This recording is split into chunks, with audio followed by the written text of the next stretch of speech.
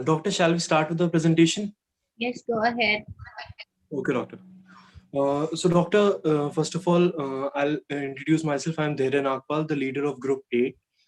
Now, our presentation, or basically the topic we are choosing for research, is effect of coronavirus pandemic on the lifestyle of primary healthcare workers.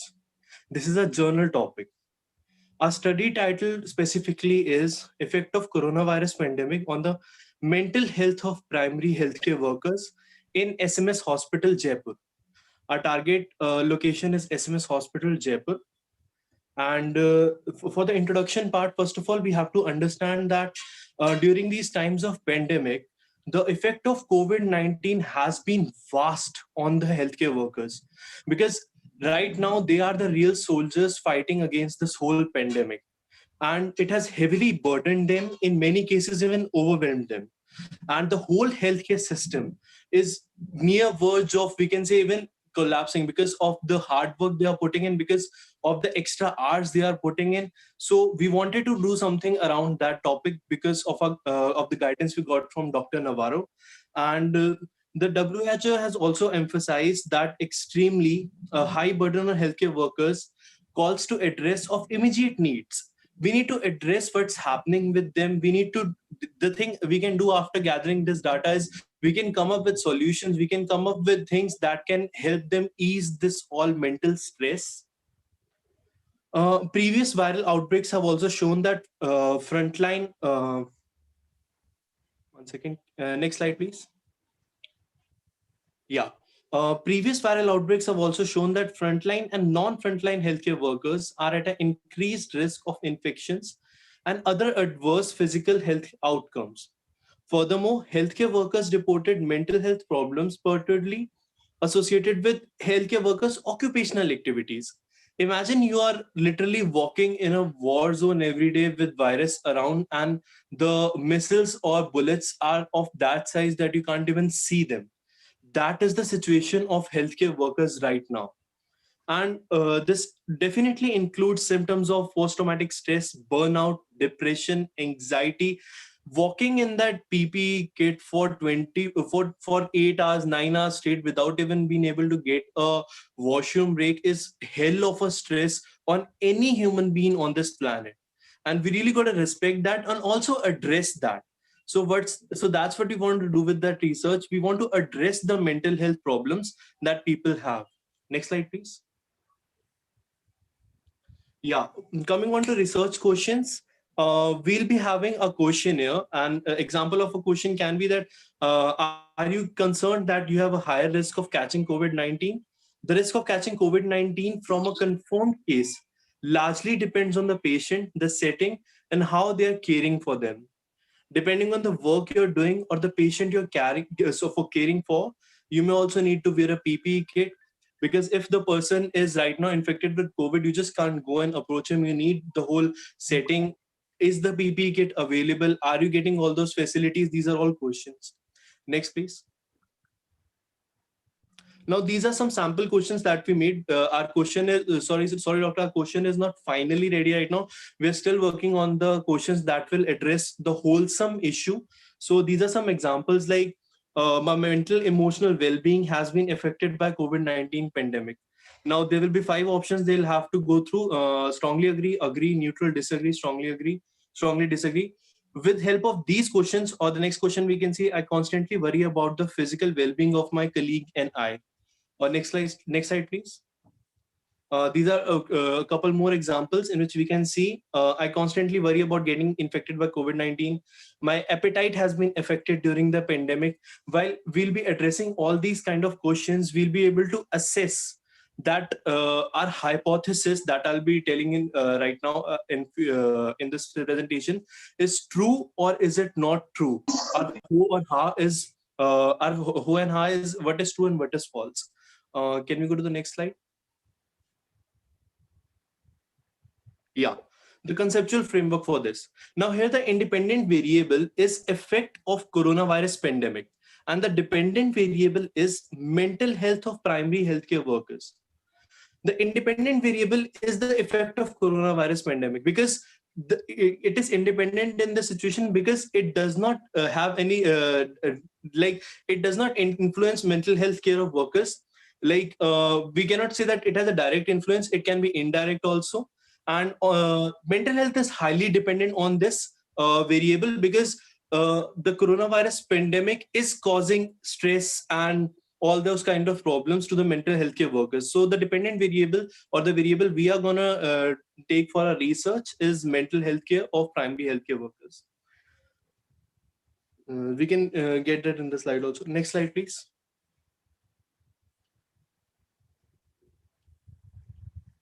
Yeah.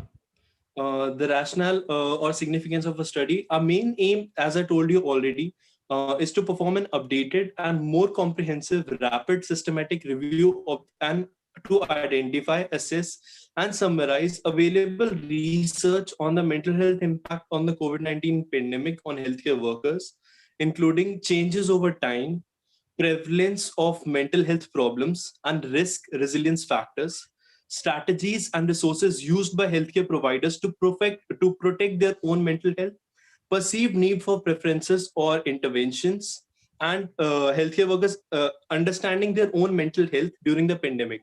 Because right now, the duty of a healthcare worker, or the only thing that goes in his or her mind, is the safety of the people, and that's what they care about endlessly at this moment. And in that, they many times forget that they also have to take care of themselves.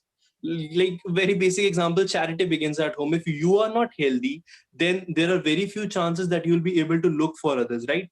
So we have to assess all those factors. And a second name here is to describe the interventions assessed in the literature to prevent or reduce negative mental health impacts. Like whatever, after doing this research, we can come up with the interventions that we can introduce, or we can lay down in the foundation, that what are the other ways by which these impacts can be stopped. Now again, the objectives of the study that I've described. Next slide, please. Yeah. Effect of coronavirus pandemic on the basic lifestyle, I've noted this above. And then the specific study. Next slide. The specific study we'll be doing is in SMS Hospital, Jaipur. Next, please. Yeah. Coming to the hypothesis, this was what I was talking about earlier. Our whole hypothesis is there is no significant correlation between the effect of coronavirus pandemic and mental health care and mental health of primary healthcare workers. Our ha is there is significant correlation between the effect of coronavirus pandemic and the mental health of our primary healthcare workers. So our primary aim here is to prove that our ha is right and our ho is wrong. And for that, we'll be doing the research and questionnaires. We'll be distributing the questionnaires, and whatever the results we get, we are expecting it's hard, because we have seen it around us as well. We have seen it in interviews, we have seen it in news, that actually there is significant correlation, but we need to have data to support that, and for that we'll be doing questionnaires. Next, please.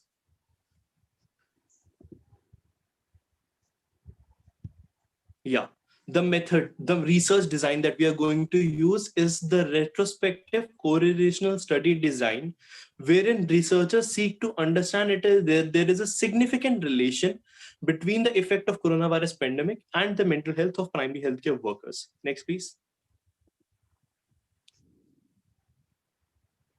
Yeah.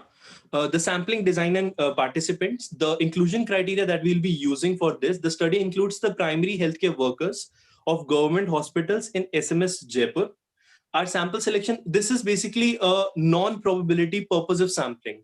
So we are specifically looking for healthcare workers. So this will be a non-probability purposive sampling from the given population. Necessary data for the determination of the first sample size is yet to be computed.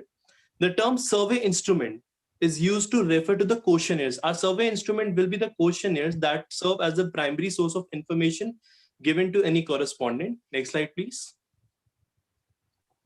Mental health in pandemic times used in questionnaire supplemented the questionnaire with information on the life of pandemic times collected often from primary healthcare workers. So our questionnaire will be primarily taken from the primary healthcare workers.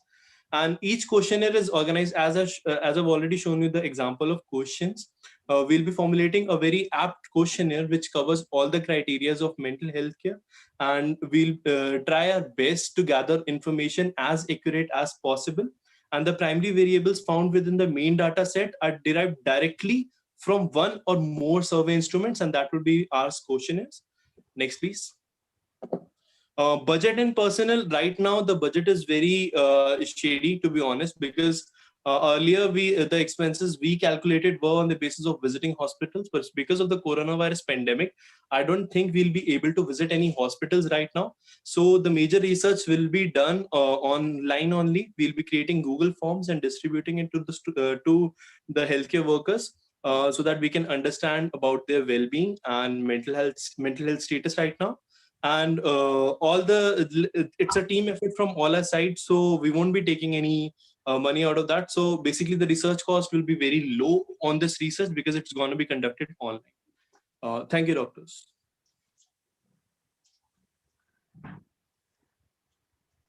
Okay, your title, very good. I'm commending your group for a clear presentation. Your title should include your population. So if it's SMS Jaipur, is that a tertiary hospital? Yes, no, doctor, Is it that is a a big major hospital? it is a government hospital, doctor. Okay, you look in at the effect of coronavirus pandemic in a tertiary hospital in Jaipur, something like that. Because Okay, you doctor, sure. cannot any identifier of the hospital you cannot put. Okay. Okay, doctor, sure, doctor. When you say lifestyle, um, but I saw that your research focuses on mental health. Why Yes, doctor. didn't you put mental health instead of lifestyle? Because lifestyle um, would encompass a lot of things. Okay, doctor. Doctor, basically our aim was like we wanted to focus on the fact that we have to present with two topics, right? One should be general objective, and then one should be specific objective. So that's why we took as a general objective to be the effect of coronavirus pandemic on the lifestyle of primary healthcare workers, and out of that lifestyle factor, we took the mental health as their specific topic. Okay. Lifestyle, because lifestyle would encompass a lot of things. Yes, doctor.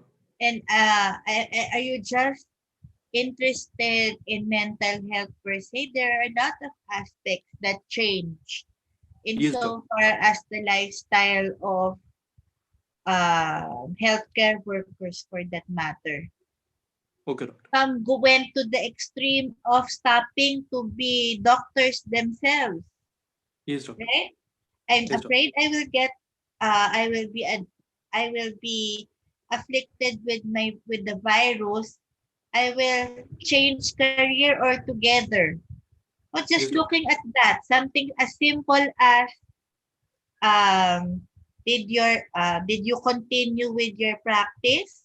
Did you lie low with your practice? Did you choose the hospitals that you go to when you practice? Wouldn't Yes, that doctor. be a simpler question? But then again, that's another topic Yes, yes, that we could pursue. See, there are a lot of topics that could be done, and it's not just but your questionnaires. Did you get your questionnaire or did you make the question? Did you doctor, make we the are actually questionnaire making our yourself? questionnaires ourselves. Again. We are actually making our questionnaires ourselves. Or you made the questionnaire. So if you make a questionnaire, mention in your study design that you would have to do a pilot study to check the validity of your questionnaire. All Sure, right? doctor. Sure, doctor. And then, yeah, you will just have to have your dummy tables and your expected results. Okay? Sure, doctor. Good Thank you, Just doctor. a afternoon, little more ma'am. polishing. Yes? Hi, ma'am. Good afternoon. Ay, good afternoon, Doc Eric. May comment ka Welcome. pa? Yes, ma'am. I'd like to add my comment with the regards to the impact of the COVID with the lifestyle, right? Yes, doctor. and specifically with the mental health among the healthcare workers. Yes, doctor. Okay, so as what Dr. Audrey have said, lifestyle encompasses a lot of things. But if you're going to be more specific, lifestyle behavior changes.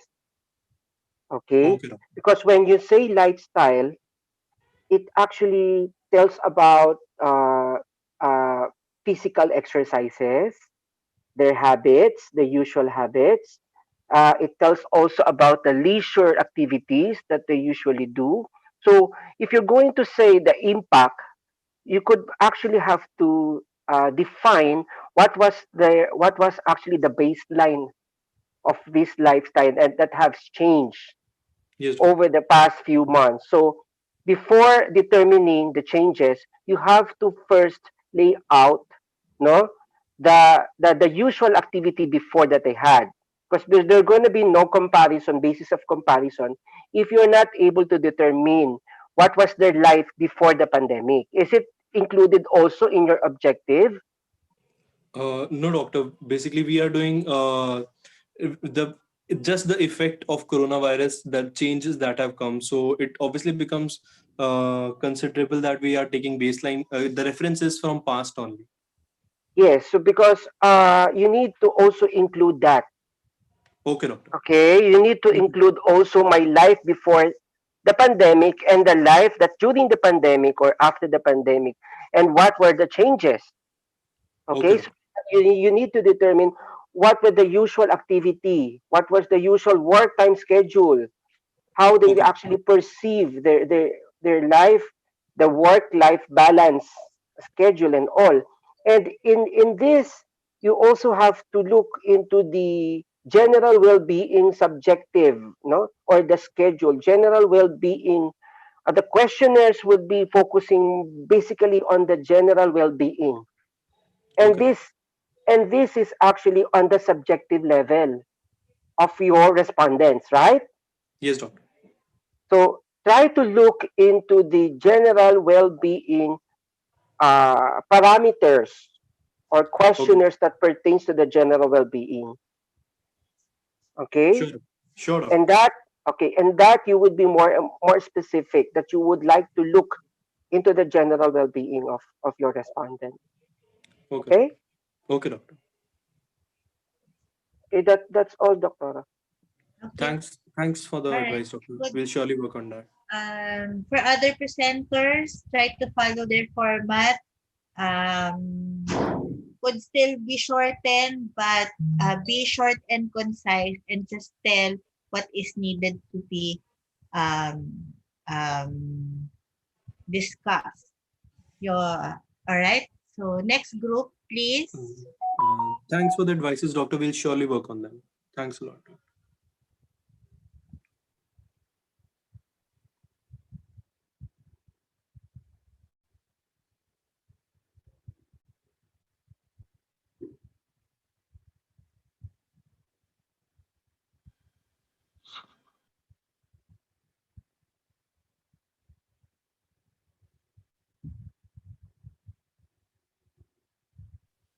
Hello, doctor. With your title, um, I am asking what is your study on Like confidence is and fear among medical students in response to the pandemic or no all in all? in What do you want response to study? to the academic pressure, how they are going to handle and how they like in a confidence or a fear, and how the age and gender is going to affect that all. So what will you study with the confidence and fear among medical Me- students? is level how they like how they handle the situation of academic pressure. That's like how they are going to perform, and even how the other factors are going to affect also, like if there is the age factor. Okay, let me listen first because your title is problematic. You're telling of confidence. You want also to look into fear. So let us see how we could work around this, what with what you want to do. Okay, proceed. Okay, okay, doctor.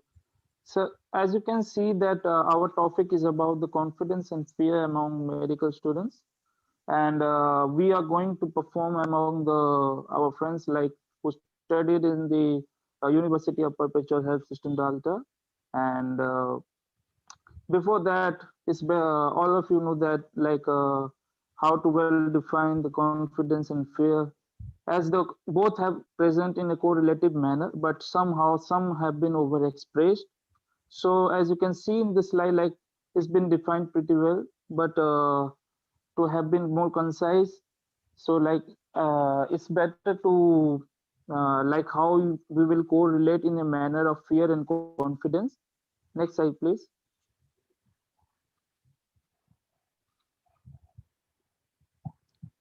Yeah, next.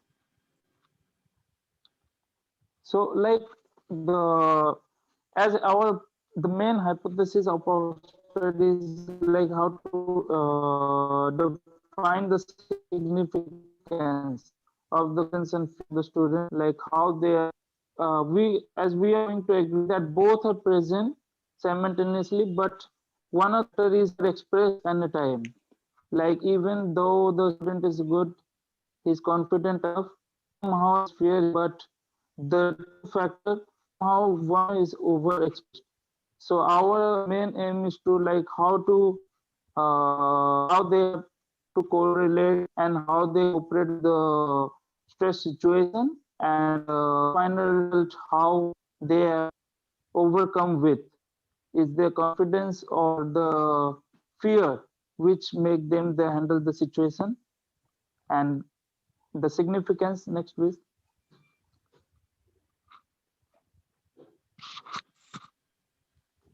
And somehow the significance of this study will always help in the medical student as well as the parents and the teachers and other future researchers as well as the psychologists, because this will help in like the corporate situation how and understand the students better, so the academic procedure can be handled according to that, and the students can handle the situation even though.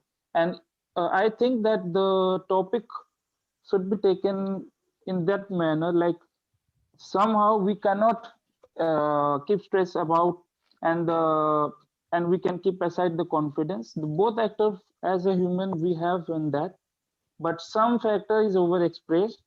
And this is all about the studies about like how the gender and age. So we want to these studies to be successful because, and we chose this topic because we want to have a proper study, because these days now all the medical students feel pressure not only in India and Philippines but all over the world, and they should know the profession better because it's all about the saving lives of poor people, and it's a passion they should follow. So if they have the mindset of being following a passion, I think there will be fear, but they will be overcome with confidence, and they overpower with confidence enough as a passion. So we decided to take this topic, and the next part, how the methodology will be explained by the other members. Thank you. Good afternoon, everyone. I'm Krishna Prasad from Group 9, and now I will be talking about methodology of our topic. In general, the research design used in our topic, which is fear among medical students, is correlation research method, which is correlating and explaining the relation between two components, confidence and fear, among the students of UPHST. Now, let me explain you the theoretical framework of confidence and fear. The confidence builds in students at their school level, like if the students perform well in academics or exams, or if the students receives an appreciation from the teachers, or if the student is able to maintain the good impression among the teachers in the school, then automatically the students will get the confidence to do more appropriately and take a greater responsibility to build his or her success. And the fear, this develops in the school level as well, when the students study very hard, and even though they can't reach their expectations, or if they are paid with aversive events like getting punishments from the teachers, they automatically elicit, develop fear of schools, studies, teachers, and career. This will slowly turn into a defensive motivation system that protect them against the threats in that environment or situation. Okay. Now the next part will be continued by our fellow group mates. Thank you. Hello, doctor. Myself, Ashish Parak. So, next slide, please. Next, conceptual framework. Yeah. So, we are on the conceptual framework. So, it's divided like age, gender, and religion. So, we have the two topic, the confidence and the fear. So, the next slide. So these are the questionnaire we have prepared based on confidence scale. So like we have prepared some questions. I'll tell you. I have the ability to learn English. On the basis of this, we have like strongly agree, agree, neutral, disagree, strongly disagree. So based on this, you have to answer that. And we have prepared many questions like that. Next slide. So based on the fear, we have questions like I am afraid because my group is going in the wrong direction. So this is a question in which we have collective fear. So in this also we have same strongly disagree, disagree, neutral, agree, strongly agree. Next slide. The scope and limitation. The study is mainly focused on confidence and collective fear in students. This research is purely limited to Indian students who are pursuing medicine in University of Perpetual Help System Delta, Las Vegas campus. The research made questionnaire will be answered by conveniently selected medicine Indian student of UPHSD who were officially enrolled. Next slide. The research instruments, the instruments used in the study is in order to measure the level of confidence in collective fears and their relationship as follows. The demographic profile sheet, and the next is the includes the basic information of respondents such as name, religion, nationality, and their courses. Next slide. So these are the respondents of study. The researchers administered the online survey. The respondents consist of foreign UPHSD medicine. Next slide. So these are the dummy tables. So in table 1, it is for the profile of respondents. Table 2 for the mean and standard deviation values of respondents' confidence based on demographic variables. Next slide. The table third, mean and standard deviation values of respondent fear based on demographic variables. The table 4 is for the significant difference of confidence of the respondents when grouped according to demographic variables. The next slide. The significant relationship between confidence and fear of the respondents. The next slide.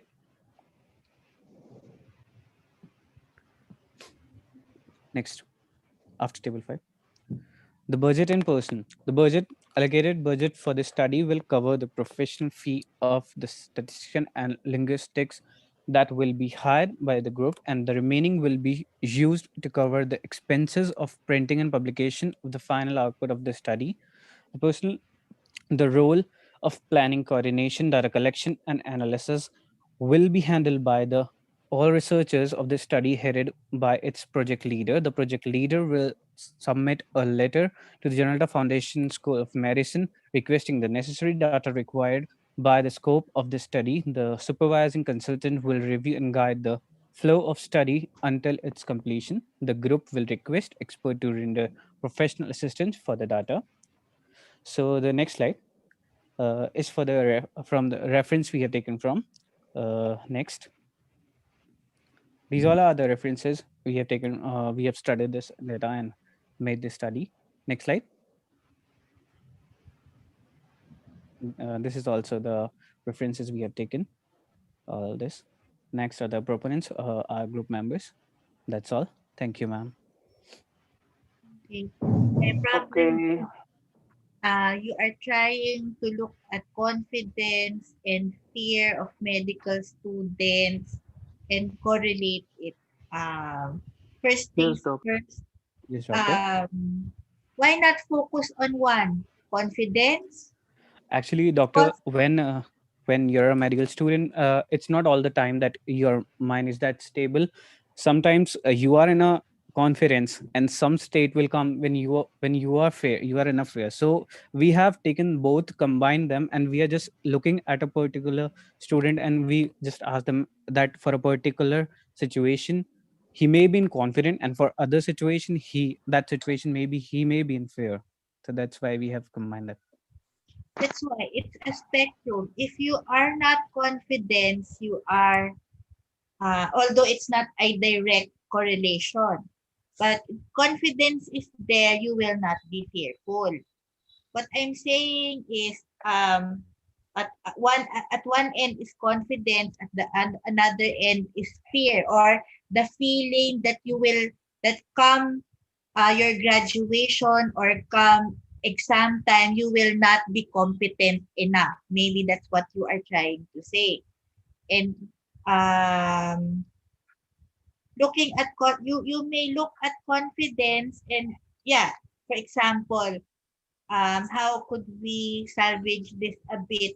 Maybe aside from, well, iba pa din ang confidence sa competence, no, Doc Elray? Yes. Minsan may Yes. confidence, pero walang Walang competence. competence, Confidence lang ang overconfidence. meron.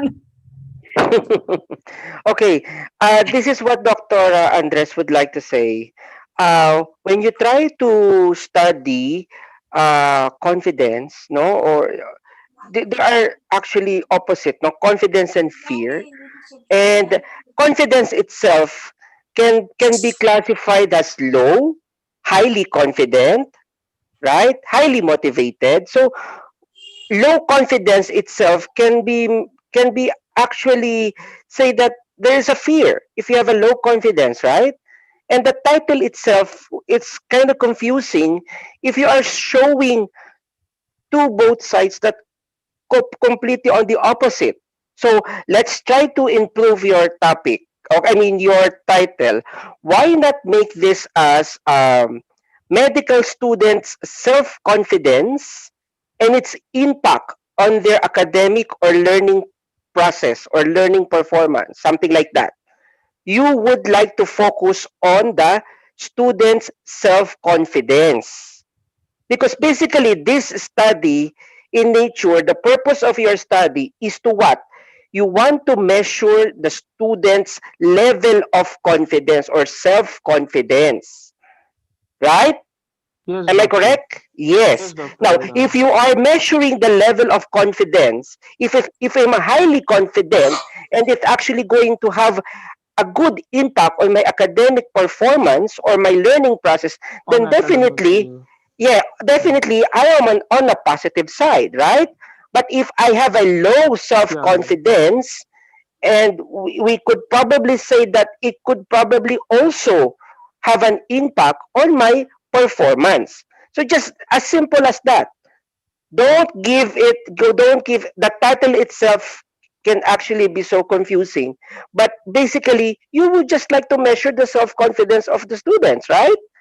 Yes, doctor. Yes, and you want to find out the impact of the On. level of the confidence on the learning process. Yeah. Your study is the design of the study is a descriptive.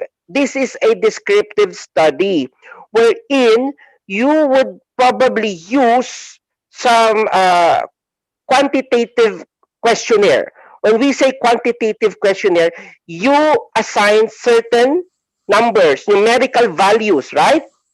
Yeah. Yeah. So your questionnaire should actually give the respondents, you can easily quantify, no, Yeah. Yes. because again this is very difficult to say that I am highly confident, but on what level and how are you able to say that you are highly confident?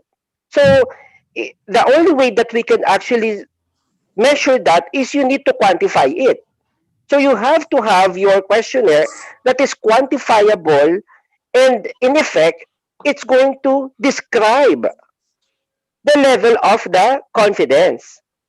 this is different when you try to assess or evaluate the level of competency, knowledge, attitude.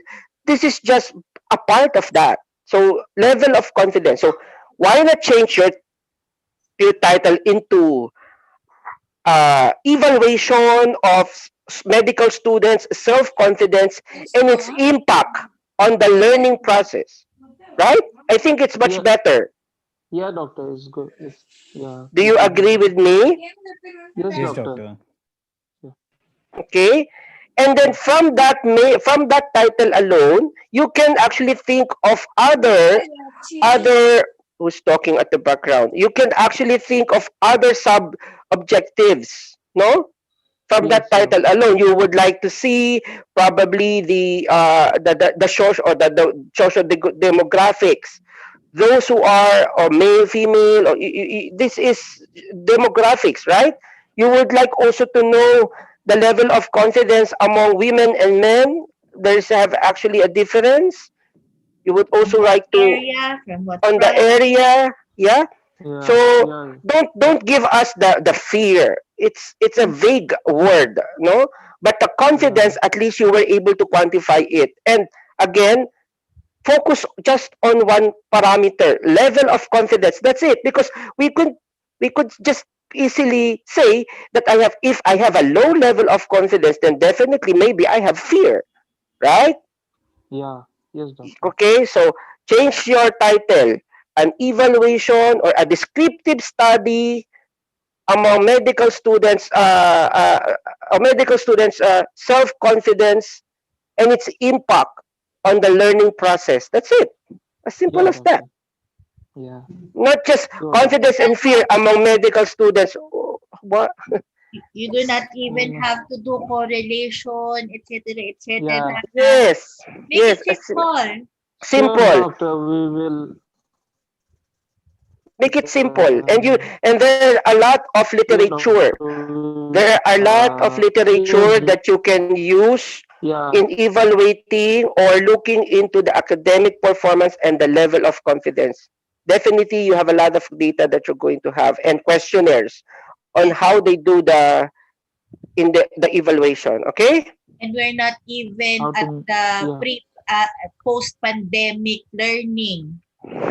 See Mm. how your confidence is affected by an education that's purely online. So there are really lots of research topics that sprouted from this very pandemic. Okay? So do not yeah, limit doctor. yourselves to what was existent, what was done before by your seniors, etc., etc. Okay? Okay, Next, please. doctor. Thank you, Okay? doctor, for the suggestions. Thank you. Okay. Next.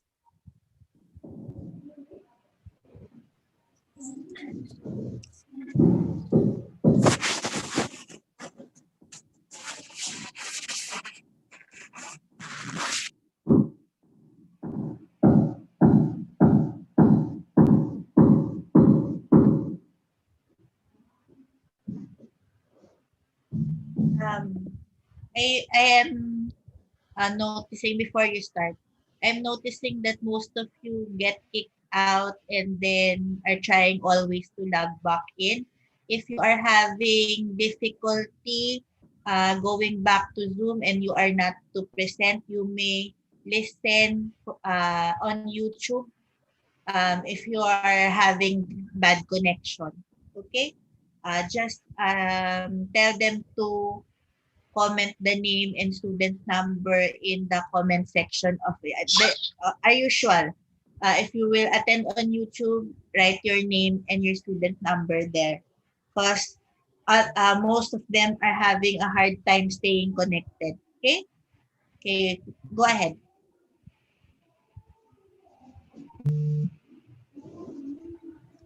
Good afternoon, doctor. Our topic is prevalence and risk factors of COVID-19 on psychological and suicidal behavior.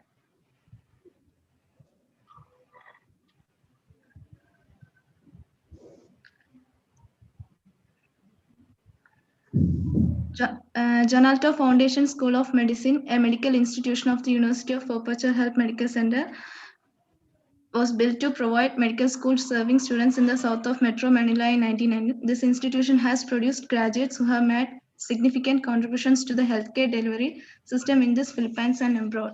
We are going to discuss about the COVID-19 disease, which has many impact like psychological and suicidal behaviors also. Next. Our research question is, next slide. Yeah. What is the What is the prevalence or incidence? Prevalence or incidence of each outcome during pandemic, including deaths by suicide, self-harm, suicidal thoughts, or ideation. Next, what is the comparative prevalence or incidence, and what are the effects of interventions? Next.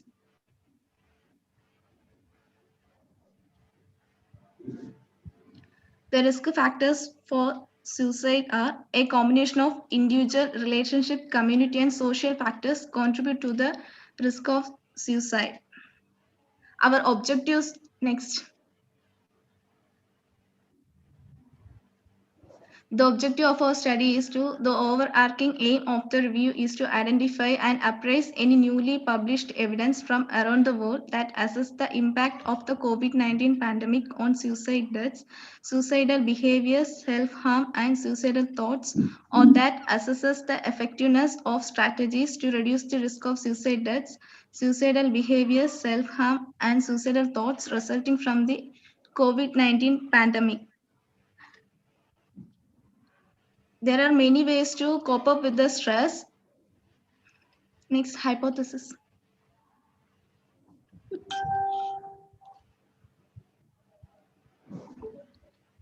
Suicidal behaviors are complex, life-threatening phenomena that can adversely affect the individual's health and can have consequences for the emotional state of families and the community.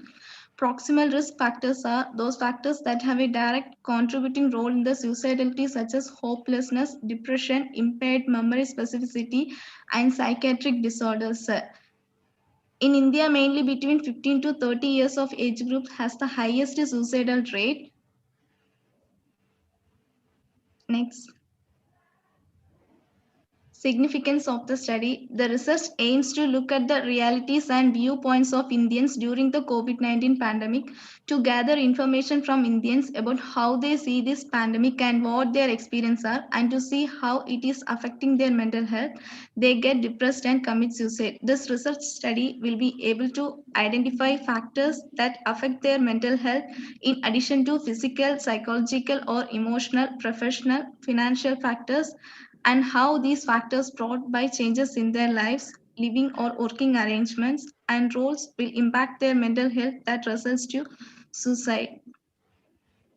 Indian people further awareness and improved understanding of the impact of COVID-19, so they will not mentally depress that results to suicide. Background. Both general population and healthcare providers are at risk of elevated psychological sufferings, including suicide. As the nation proclaimed a nationwide lockdown, all the people were stuck in their houses. They were not able to come out of their homes or meet their friends, relatives, or their loved ones. This led to some mental health problems as they are not able to meet their relatives or their friends. They can't share their worries or anything, and this made them to be more this led to a stress and depression to them. As the same way, this also led to stress and depression for the migrant workers. They are working apart from their homeland. Next. Significance of the study.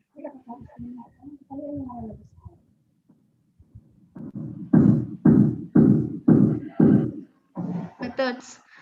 Our research design focus on patients, including healthcare workers. We will have a yes or no type of questions with them. Below age of 18, we have. Next. Data collection method, a survey from comprising of general awareness of COVID-19, a mental state and academic or occupational difficulty among the students will be created using Google Form, and the forms will be distributed randomly to person of any nationality, and the participants can respond by utilizing their smart gadgets or a personal computer from their residing places. Instruments. The online research questionnaire asks for age, sex, level of education, and socioeconomic status. It is also included scales for measuring suicide risk, depressive episode risk, insomnia, and perceived stress related to COVID-19. Participants. Through the online the participation of adults residing in India was requested. A sample of X, Y, Z participants were expected. Since the presence of high suicide risk was unknown, it was taken as the expected presence of 30% for a confidence level of 95% and a margin of error of 3%. This size allows for not only an estimate the prevalence but also the exploration of some associations with adequate confidence intervals. Suicidal risk Suicidal risk was assessed with the help of Union Health Ministry scale, statistical analysis. The data were analyzed using statistical package for social sciences, dummy tables. We have a dummy table including month and the percentage of suicides during pandemic. Like which month, how much percentage of suicides during pandemic. We have a dummy table like this. Hypothetical interpretation of results. The mental health effects of coronavirus disease pandemic may be profound, and the suggestion that suicide rates will rise, although this is not inevitable. Suicide is likely to become a more pressing concern as the pandemic spreads and has longer term effects on the general population. The next basic equipments during our the research chapter: pen, paper, color pencil, stapler, etc. Budget and personnel. The budget of our studies, the allocated budget for the studies, Philippine XYZ. This will cover the professional fee of the statistician and linguistics that will be hired by the group, and the remaining will be used to cover the expenses of printing and publication of final output of the study. Personnel, the role of planning, coordination, data collection, and analysis will be handled by all researchers of the study, headed by its project leader. Next. We have a personal biodata including name, age, sex, nationality, civil status, educational attainment, primary, secondary, higher secondary. Next. We have referred from these websites for our studies. That's it. Thank you.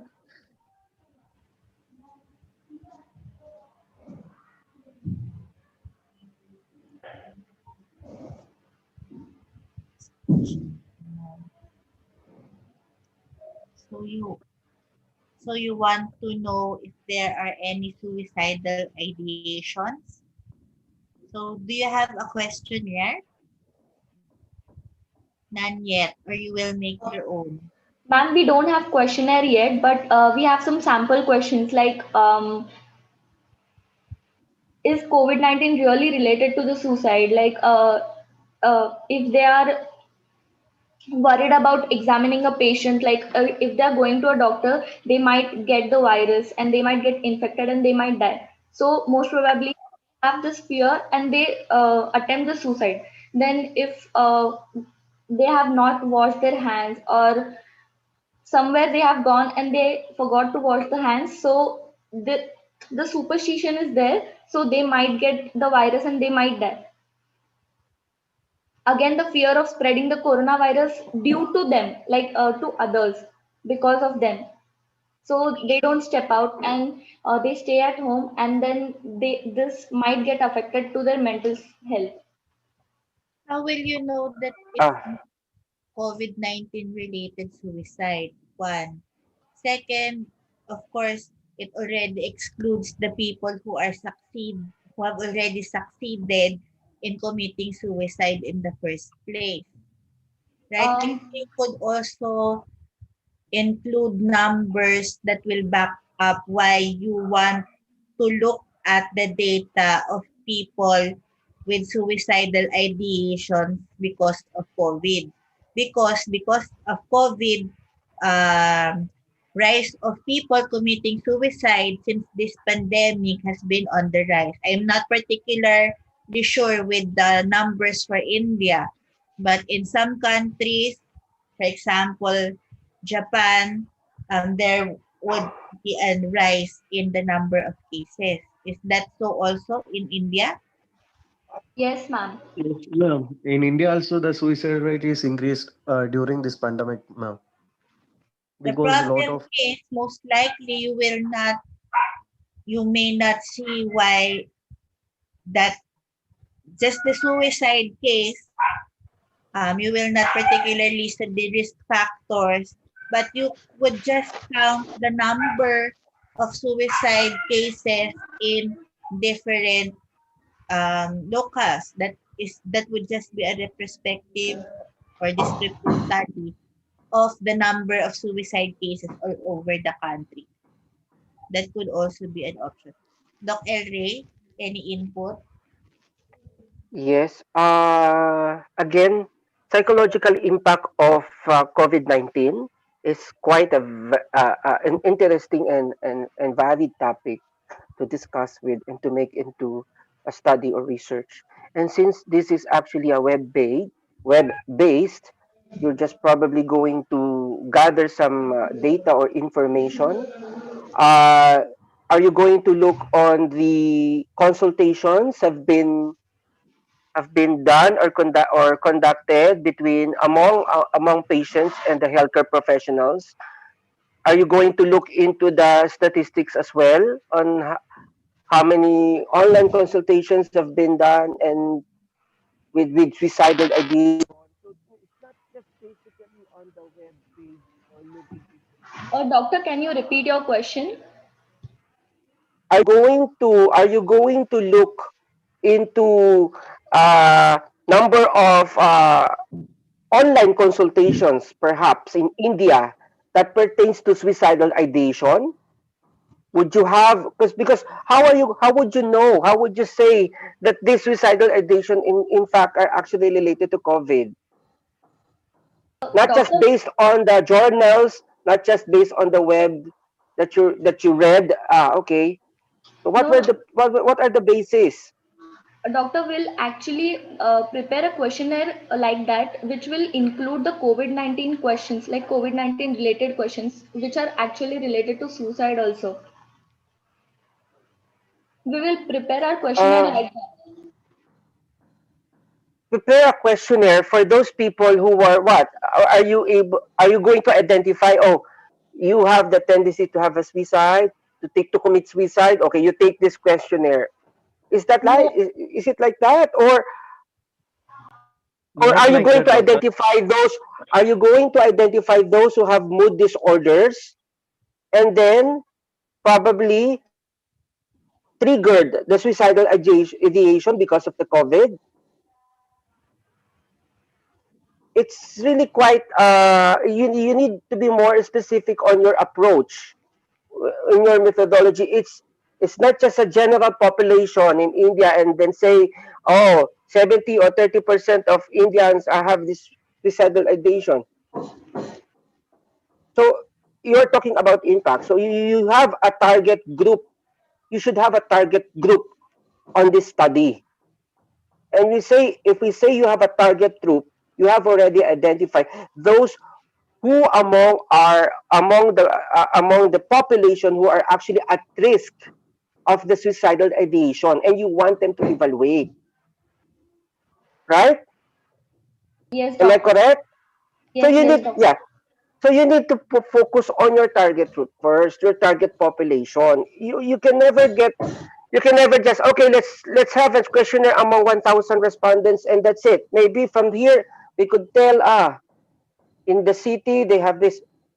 You have to have your target population first, and then from there, you need to come up with all the parameters of questionnaires that pertains to the risk of having the suicidal ideation. Now, what I'm saying is, where do you usually get those information or data? You look into the number of cases or telephone consultations on the mental health campaign, or an organization that's being conducted in your country that cater this kind of problem. Among all those calls, they actually identify a lot of calls that related to the suicidal ideation. That's one sources of information that you can gather, right? There are a lot of COVID crisis call centers that people can call, and based on that, you can probably look on the data.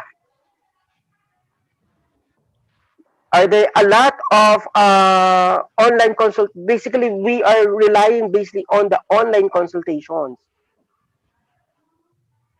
and I'm sure our psychologists and psychiatrists are also quite aware that there is actually a rise of suicidal ideation among this group of people. Okay, you we need to simplify. You also have to be more specific with your topic, with your research. Because This is not if you would look at your title or your objectives, you would like to look at suicides per se, go back there. Suicides per se, suicidal ideation, what's the other one? I saw three eh. Um, objectives. go back. Objectives. I think it's yeah, it's on objectives. There. Self harm. Go back. Up. Down. Back. It's up.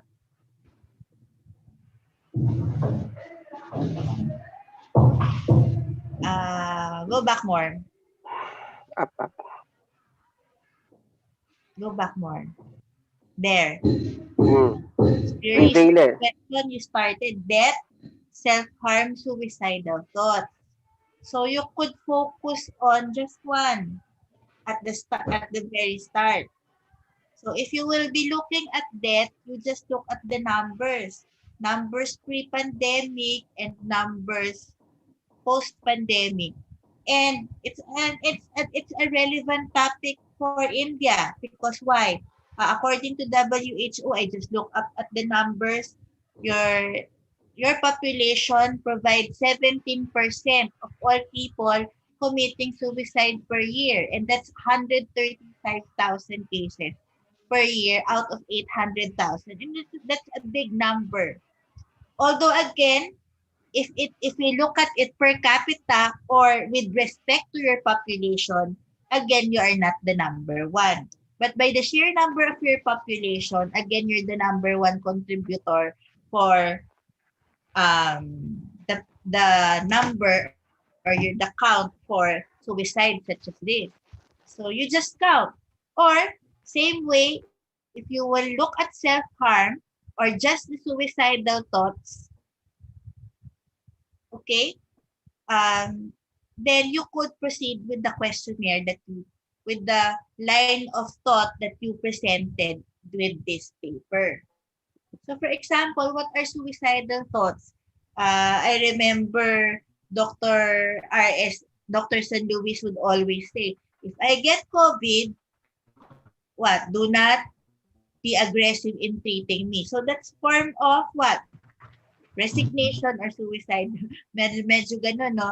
Why? Because most of the reasons for suicidal ideation stem from what? Altruism, practicality, things like that. Practicality, since I would have low chance of survival or better, not, or because I want my family to get the 1 million when I die instead of spending it for hospitalization in COVID, let me just die. Something like that. So there are a lot of things that you could do with this topic, but you have to choose at the onset. What do you want to do?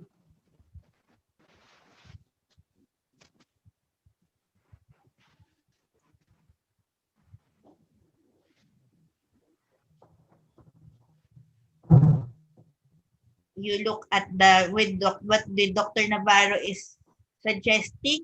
You ask the suicide hotline or your psychiatric consultations. You look at the number, and just by the increase or decrease of those calls, it would already point to something. Number of cases, that's also concrete, easily done. Okay, doctor. Okay? Or unsuccessful attempt. Marami din naman, di ba? Failed suicide attempt due to Hello, doctor. patients. Alright? Hello, doctor. Can we mention financial crisis as suicidal behavior? Because that's the main reason if you see in the India. Actually, you may or you may not relate it to COVID. Looking at your suicide problem in India, pre-pandemic or post-pandemic, it is an emerging problem in your country. So you may not limit yourself to your coronavirus pandemic. It may be one risk factor, but as you have mentioned, there are a lot of other factors contributing to the suicide cases in your country. You may. It's just tweaking it Okay, a doctor. little bit. All right? Okay, doctor. Good. Next group. Thank you. For next group, Shelke Pallavi will start the screen share. Thank you.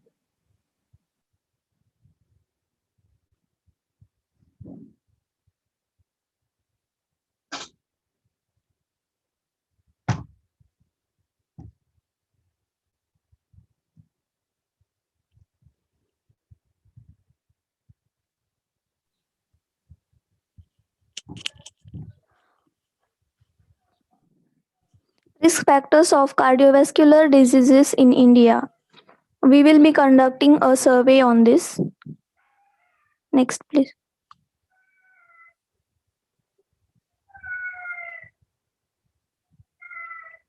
Next slide. Cardiovascular diseases account for high mortality and morbidity all over the world. CVD contribute to increased portion of non-communicable diseases. Next. The global burden of this disease study reported the estimated mortality of congestive heart disease in India at 1.6 million in 2000.64 million cases, accounting for 3.4 million deaths. In India, CVD related deaths occur in people younger than 70 years old. The study showed that the prevalence of hypertension and stroke are one of in the last 1.5 decade. Increase in cardiovascular disease in India can be attributed to increase in population size due to the natural growth, aging of population which makes people more vulnerable to the disease at older age, increased vulnerability due to lifestyle changes. Cardiovascular disease is a group of disorder of heart and vessel include hypertension, coronary heart disease and cerebrovascular diseases.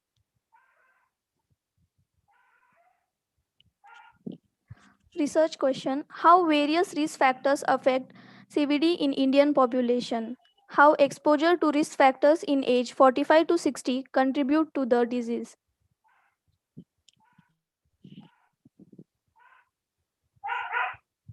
Review of literature. At the turn of the century, CVDs become the leading cause of mortality in India. This epidemiological transition is largely because of the increase of prevalence of CVDs and risk factors in India. Four factors contribute to high mortality in India. These are lack of policies related to social determinants of CVD for control of primordial risk factors like smoking, tobacco, alcohol, physical inactivity, and a healthy diet. Poor quality preventive management, that is, poor control of risk factors, high blood pressure, high cholesterol, obesity, and diabetes. Low availability and at times substandard active CHD management, lack of appropriate long term care of this patient, and absence of cardiovascular rehabilitative and secondary prevention programs.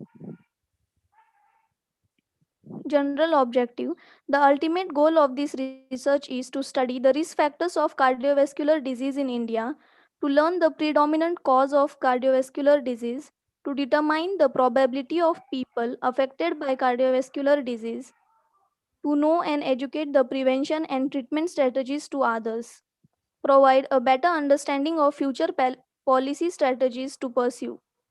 Specific objective: to make sure we achieve the goal of minimizing and reducing the exposure to a potential factor that may be responsible for cardiovascular diseases. Next. Good evening, everyone.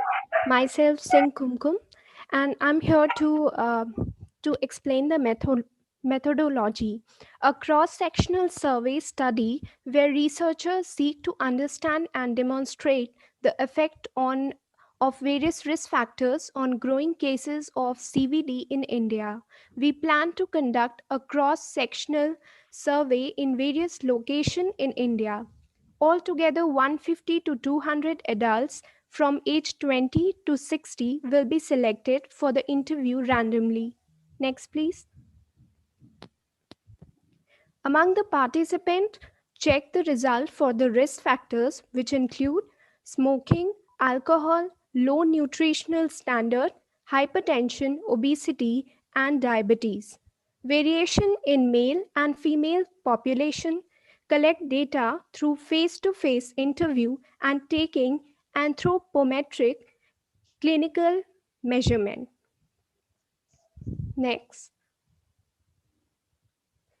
So, before telling the significance of this, the questionnaire has 6 subdivisions, which include epidemiology of heart disease and physical exercise and heart disease, and role of age also, and lifestyle behavior and heart disease, diet and heart disease, diagnosis and treatment of heart disease.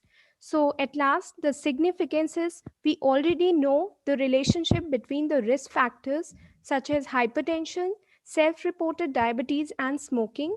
We can work on implementing cessation of the risk factors to a great extent. Also, it will be helpful for us to determine a safe margin for the risk factors so that we can control. Um, it could be controlled by various people. And for students, this study will bring awareness among students about the risk factors that cause CVD, and it will be helpful for them to live a better lifestyle and avoid habits which promote the risk factors for CVD. Also, they can make their family members aware of the risk factors and educate the people around them. Thank you. Okay, what app?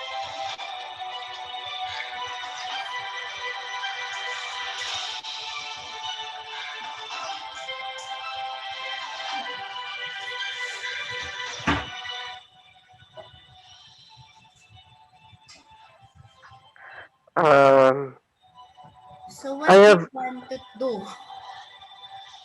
Your topic, well studied, CVD. Go back to your title.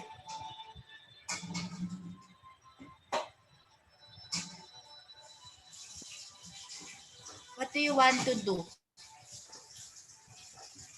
with regards to your cardiovascular disease?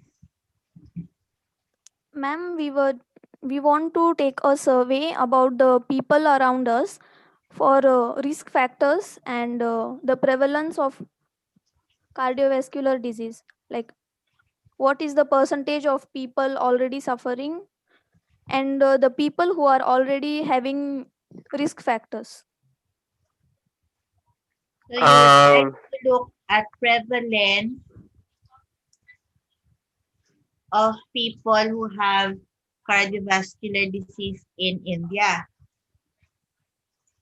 Yeah. Your Yes, India is doctor. very big. I suggest that you make your population smaller. Doc El Ray, yes. When you talk about the risk factors, we have already identified all of them, right? Autoprometic, BMI, hypertension. Now the question is there actually a changing trend? Is it actually increasing for the past 10, 20 years? Or are we seeing actually just the same? So are you look we know already we are already identified the risk factor, but what's in it in the risk factor that you are really interested with? The changing trend? Is it increasing among male of age 30 to 50 in the urban area? Okay, because we already know the risk factors. It's been already conducted by a lot of studies. But what's new with the risk factors? Doctor, Are we we increasing? Are we seeing an increased prevalence among the population in one state in India?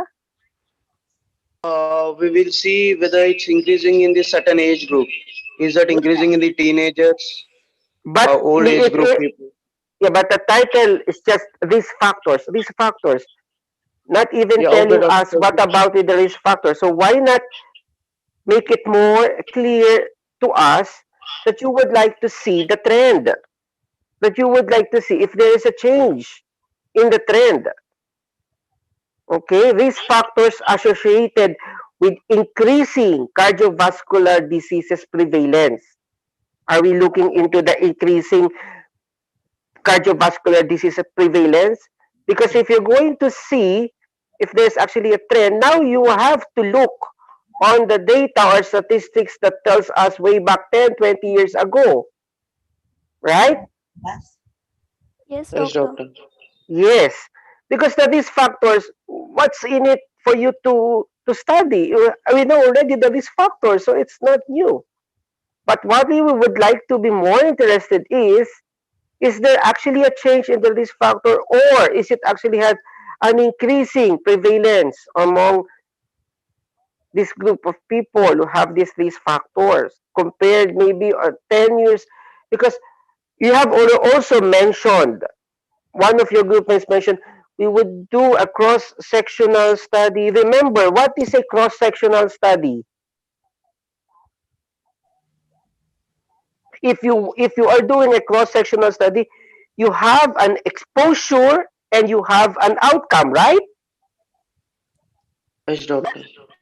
That's a cross-sectional study. You expose the population and you study its effect, the outcome. Okay, you have mentioned already in one of your objectives or methodology, but what we would be more interested with is the changing trend. Are we looking in the increase or the pattern and all these things? So maybe be more say resourceful and be more interesting. Just it's not just presenting us risk factors. No one will actually interested to read your study anymore because we already know the risk factors, right? Yeah, doctor.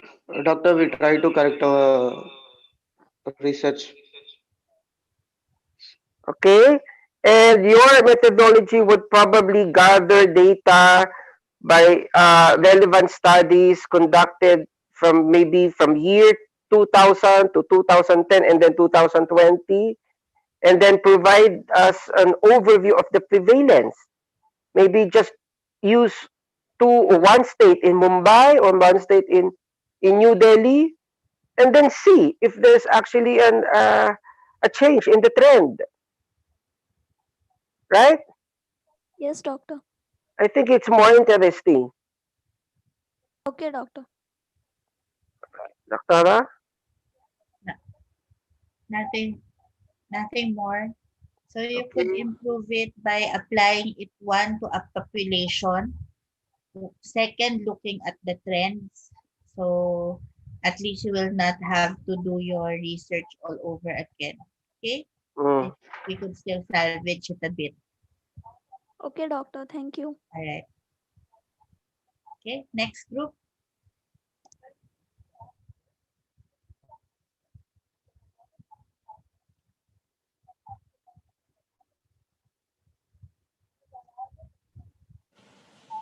Group 12, Swami Chandil. He is the leader for Group 12.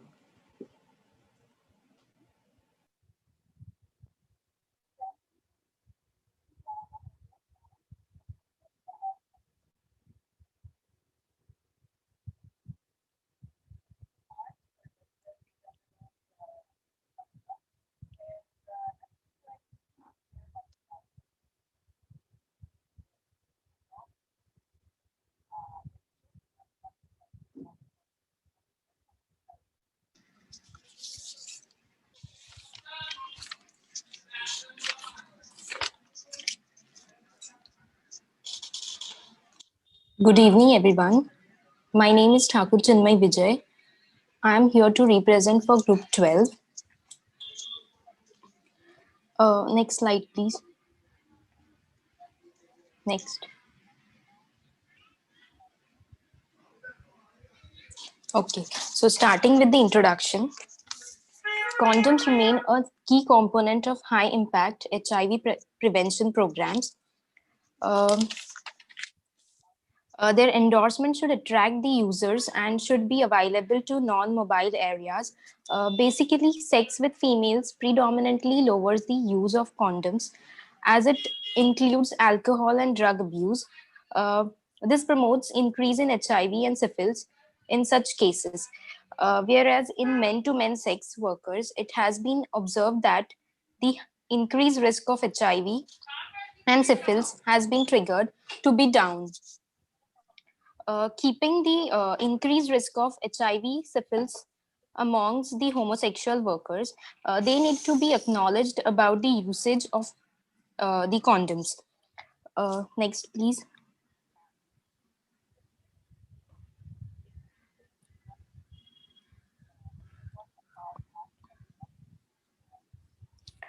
So, the use of condoms may be taken to signal a lack of trust on intimacy.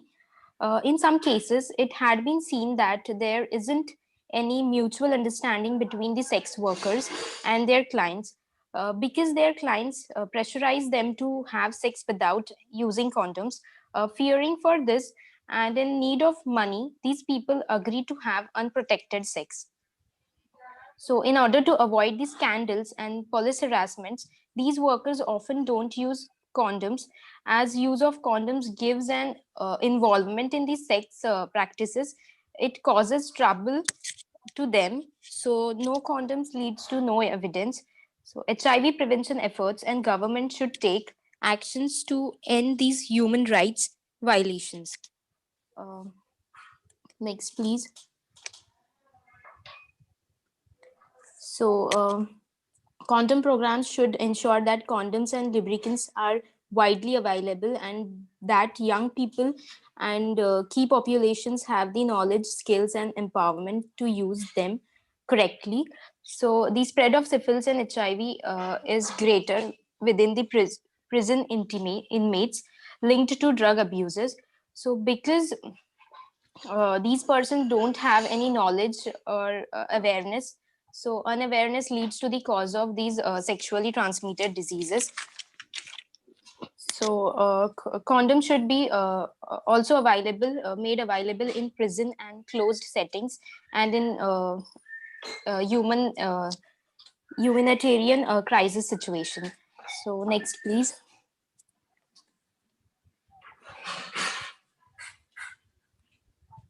So the objective of the study. So the general objective is to determine the correlation of the prevalence of sexually transmitted disease, HIV and syphilis among homosexuals and declined rate of sexually transmitted disease among homosexuals with increasing condom use. So this is the general objective. Next, please. So the specific objective of the study is to determine there is a significant relationship between increasing condom use and decline in prevalence of sexually transmitted diseases among high risk men who have sex with men and transgender person in South Delhi, India. So thank you, and further Sunidhi will continue. So the null hypothesis suggests that there is no significant correlation between use of condom and decline in prevalence of HIV and syphilis among homosexuals.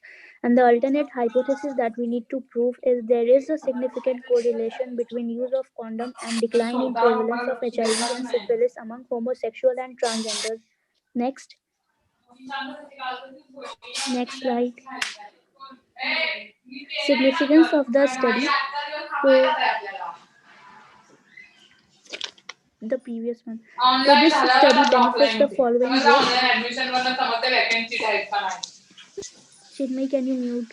Guys, mute your Oh, mic. I'm so sorry. Sunidhi.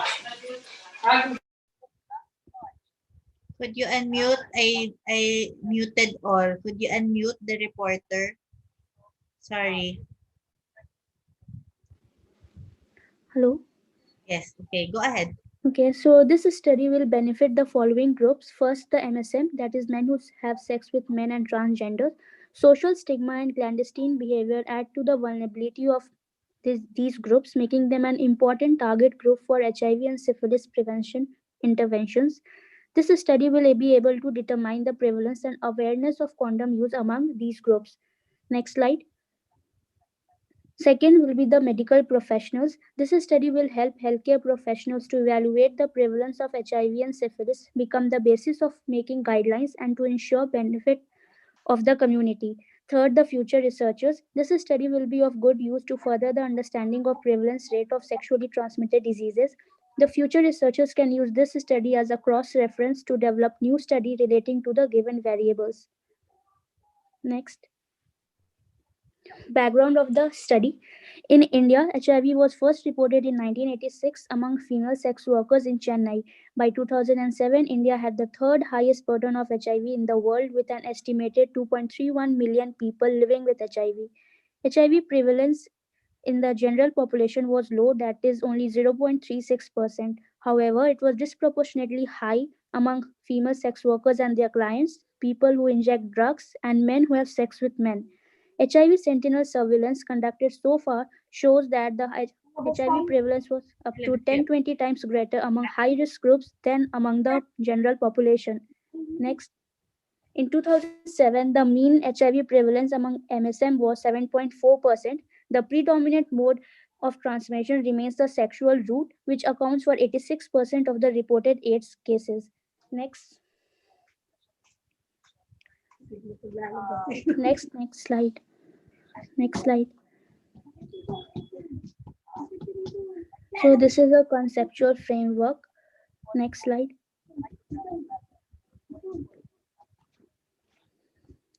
So the research design is cross-sectional study design, and the data to make statistical inferences about homosexual and the decline in prevalence of HIV and syphilis in the year 2016, 17, 18, 19, and 2020 with increased condom use. Next. So inclusion criteria. This study includes all the homosexual, men who have sex with men, and transgenders with the location of South Delhi, India, tested for HIV and syphilis in the year 2016, 17, 18, and 2020. 2020. And the exclusion criteria. This study wishes to exclude all heterosexual and bisexual groups, people with location other than South Delhi, India, and all positive cases of HIV and syphilis among homosexual in the year before 2016. Sample selection. Next slide. This study employed a non-probability purposes sampling from the given population after applying the inclusion and exclusion criteria. The final sample size was computed after the data being collated using online survey questionnaires. Now I'll ask Manu to continue. Hello everyone, this is Single Manu and I will continue and tell about the research data collection methods for this research. Basically, we have two type of research, quantitative research and qualitative research method. But as the pandemic going on, we could not. This is not possible to do a qualitative method. So we do a quantitative method. In this, we do a online cross-sectional integrated behavior, in which we make a questionnaire as an instrument to determine the correlation of prevalence of STD among homosexual and decline rate of STD among homosexual with increasing condoms between 2016 to 2020. And we also use SPSS software for this method. Next slide.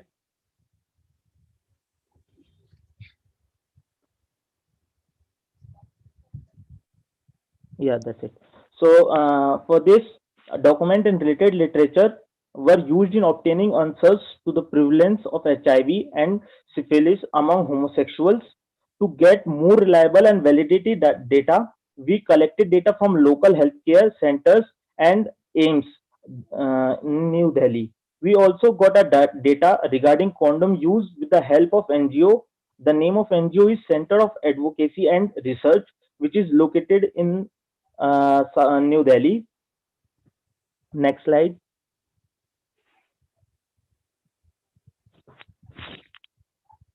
The grading scale is from excellent, which was 1, and to unsatisfactory, 5.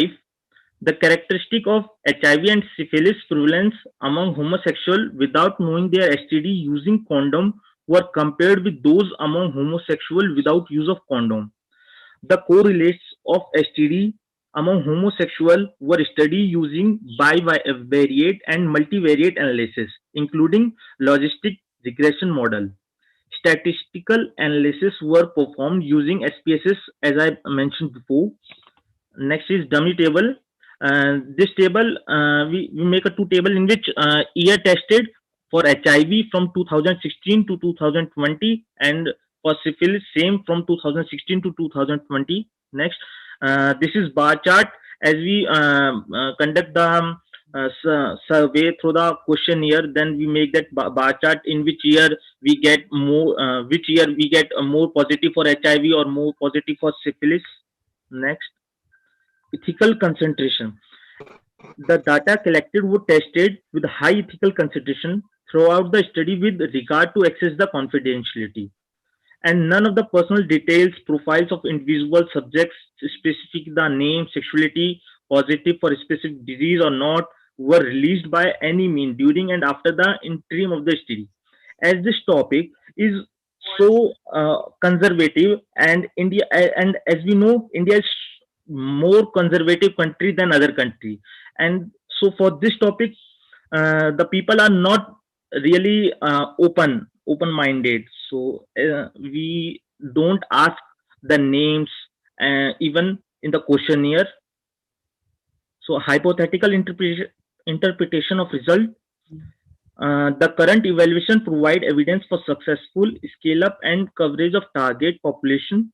The assessment findings showed improved accessibility to condoms and reduce risk behavior with male sexual partners. Continued strengthening of core programmatic strategies are needed to effectively improve condom use with all partner type and to help bring sustaining reduction. Next, yeah, this is timetable in which we have mentioned the activities. Next, personnel and facilities. The role of planning, coordination, data collection, analysis will be handled by all researchers of the study headed by the project leader, and the group will be requested a statistician, a linguistic to render professional assistance for the data treatment. And budget.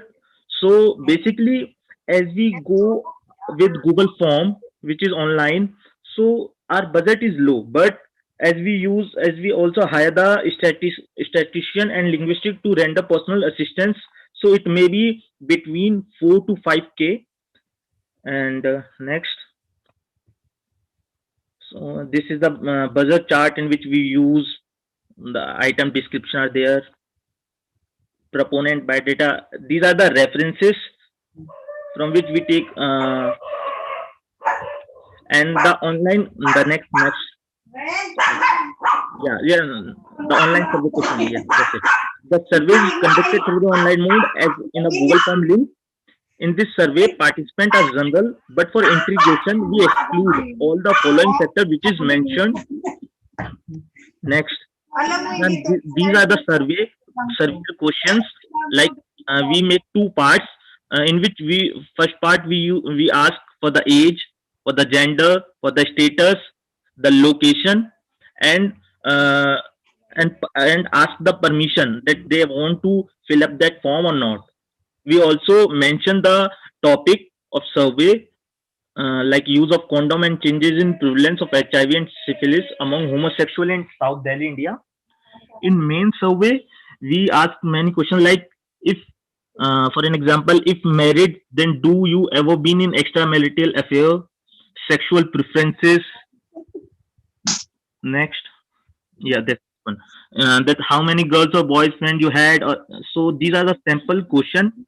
Even I ask you to, if you have any suggestion, then tell us that how we change the questionnaire or the format of question. That's all from our group. Thank you.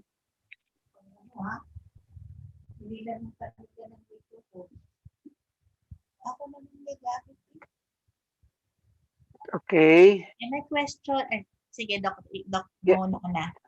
Yes. Um, you are actually just interested with the condom use among homosexual men or men engaging with sex with men, right? Yes, doctor. Basically, this topic is actually there is same research which are already done in India, but the location, like the research which is done in Maharashtra or which is not generalized or which cover all India. The second research um, which cover all the India, but we actually we focus on the South Delhi part, and the topic is literally similar between them. Okay. Yes, So and the use I of also yeah, saw use of yes, ma'am. condom, prevalence of HIV and syphilis, but done on female sex workers. So you are just changing the population. Mm. So why not look why is testing in India HIV and syphilis always together? So you want to study two. Why why the two STI in particular? Are those the two most prevalent and sexually transmitted infection in India? That's why Yes, yes, those doctor. two. Yes, doctors. In That's the why we literature take both. review, we can see that it's more of HIV in India. Okay. Okay. Okay. My concern also would be not just looking on the practices among these homosexuals, but how about the health programs being conducted by the government? Would you like also to be, would you also interested to look into evaluating the effectivity of such health programs Yes, and the doctor. That's why impact we of, mentioned the NGOs. yeah, yeah, not NGOs, but particularly the program itself by your government? Does it actually have a good impact, or would you like just to maybe look into the evaluation on the effectivity of the programs? Yes, Doctor, actually. basically, our focus is to evaluating. But if you say, then we also include the programs which was starting by government to reduce these factors or to reduce or to increase the use of condoms over those homosexuals. Yes, because if you're just going to target the homosexual and their practices, you are also in a way looking into how the government actually promote its awareness among the public people, right? Mm-hmm.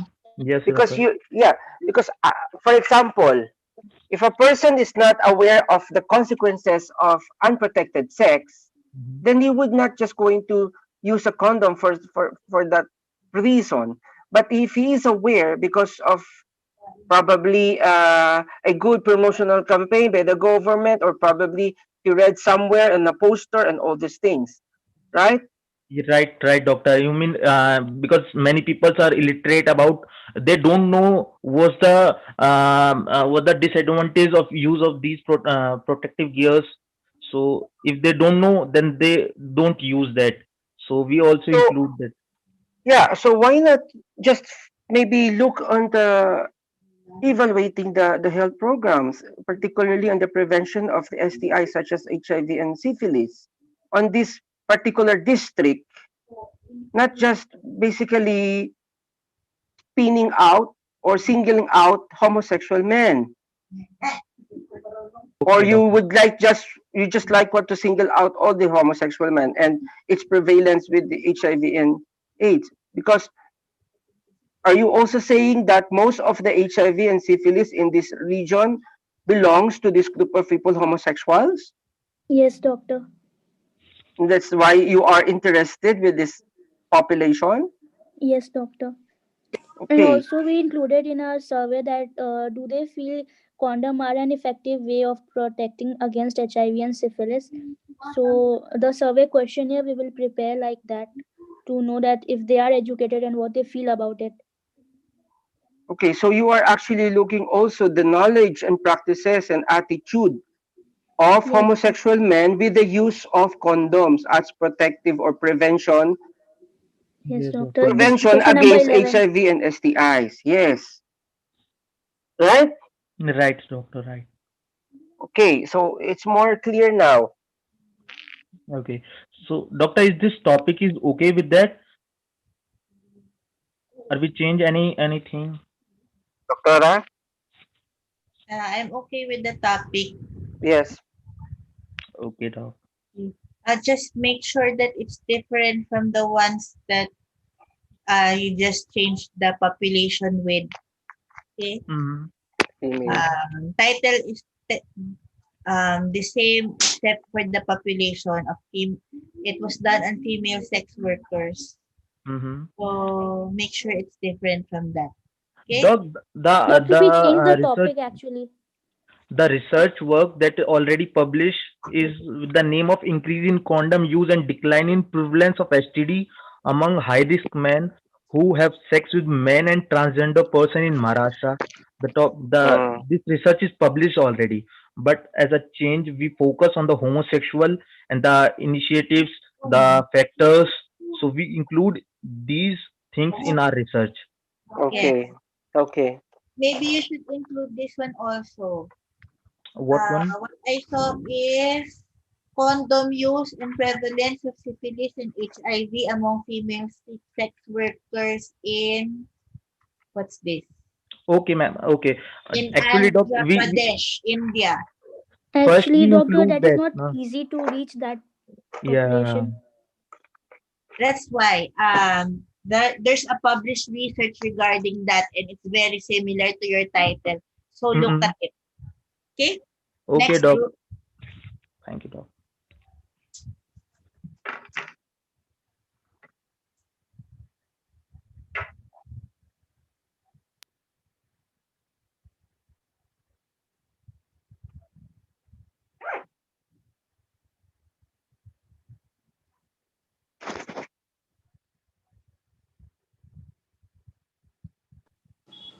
Good evening, everyone. This is Anudeep from Group 13, and our topic is about prevalence and recovery from chikungunya on specific age group of people in Tamil Nadu.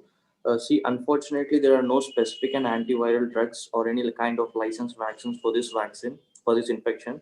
So we'll try to figure out how people are getting recovered from this infection. This is one of the main goal.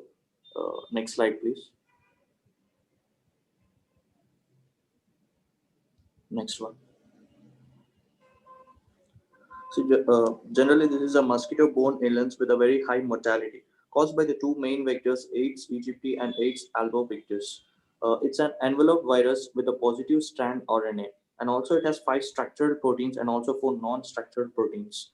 Stoop posture is considered as a hallmark of this disease. Next slide, please. As evolutionary studies says that this virus has originally originated in Africa and then subsequently moved to Asia, and then it is re-emerged in the southern region of India, which is Tamil Nadu, which we are going to mainly focus in our research. And next slide, please. This will be your research question, like what is the prevalence and the recovery rate of chikungunya in different age groups and also the gender in Tamil Nadu. So that's it from my side. Objectives will be continued by my group members. Thank you. Next slide.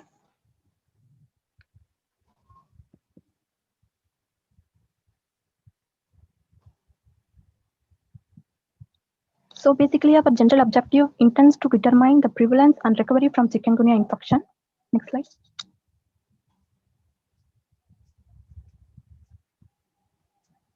Next slide.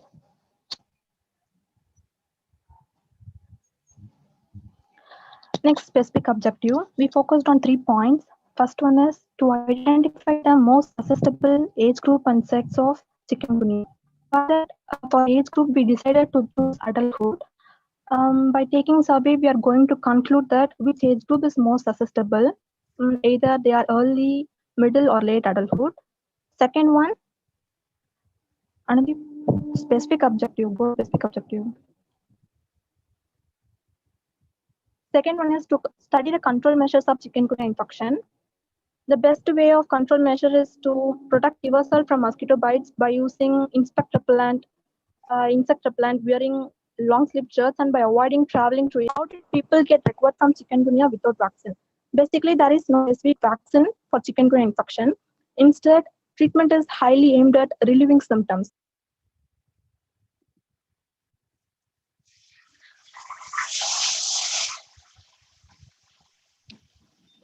Next slide, Hello. please. Hello, this is Jency. Next slide. This methods. Prabha, go to methods.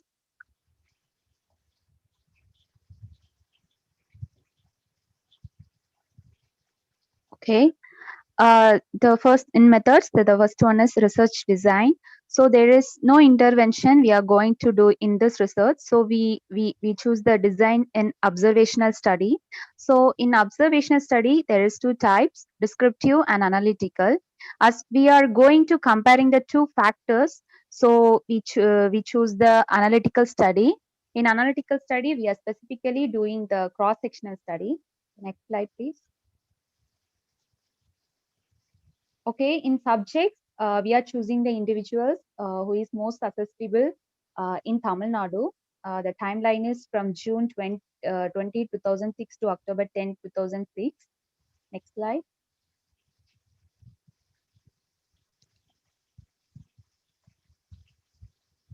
Okay, in this data collection method, we are using the data collection. The method is questioning method. We are using the questionnaire tool, especially close-ended type questions.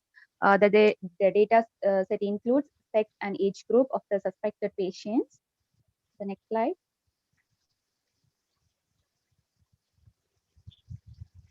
So we are both using the quantitative and qualitative variables. In qualitative, that's the sex group, that is gender. So we are specifically using the nominal. In quantitative is the age group, that is we are using interval. Next slide.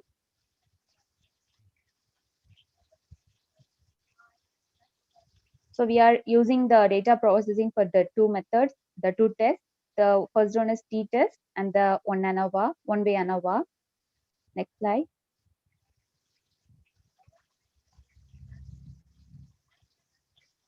Okay, these are the dummy tables.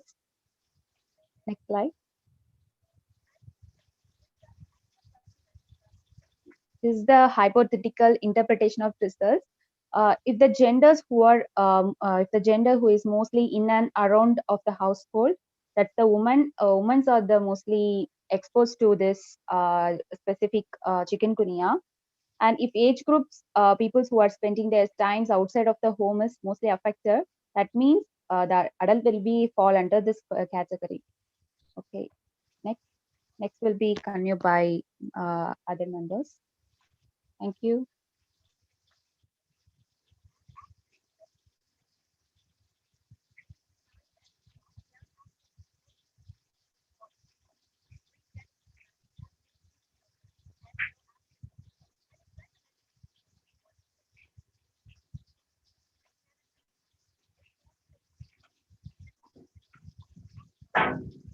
Are you done?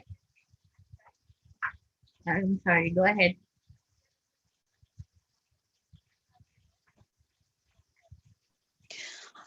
Good PM doctors, this is Thanawzam Lakshmi Devi presenting to you my subtopics personnel, facilities and budgets. So by personnel it means the type of several key individuals needed by the study which we have stated over here. Principal investigator, sub-investigator. Next slide please.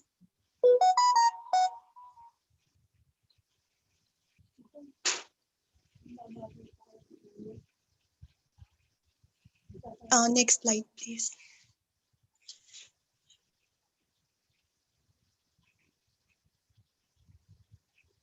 By the next, that's it.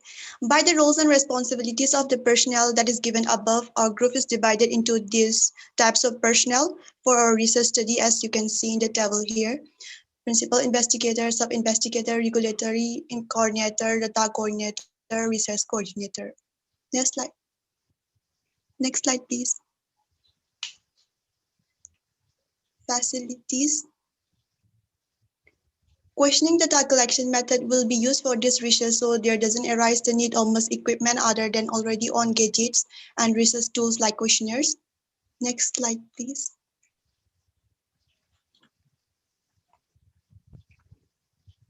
Budget. The estimated budget of our research study is approximately 9,200 pesos to be used for professional fees, printing, and in some stationery items. Next.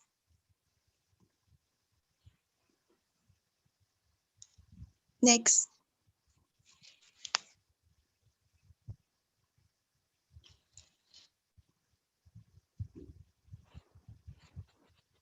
This is the letter for the respondents. We are second-year Medicine International students of University of Perpetual Health System Delta and now conducting the survey of our subject PMCH. We would appreciate if you could spare some time in completing the survey questionnaire. We hope that you will cooperate in completing the survey questionnaire with the best of your ability. Okay, next slide. You may not read that anymore. Next slide, please. Yeah, this is the questionnaire. And this ends the reporting of a group. Thank you to Dr. Andres and Dr. Navarro for this session and for your valuable time. Okay. You're looking for prevalence and recovery according to gender And age group, doctor. and age group. Yeah. Why not just age group or why not just gender? Yeah, your topic is this age group. Yeah. What's the usual recovery from chikungunya? Actually, doctor, in Tamil Nadu, there is no particular vaccine for this chikungunya, but people already recovered from this. The last reported is already mentioned there. Then we are interested to study that how people recover from that infection without any vaccination or any particular medicine. Yes, because would the morbidities and mortalities from chikungunya be significant? Sorry, doctor. Can you repeat that? What's the case fatality rate of your chikungunya? Wait. This is like your dengue, right?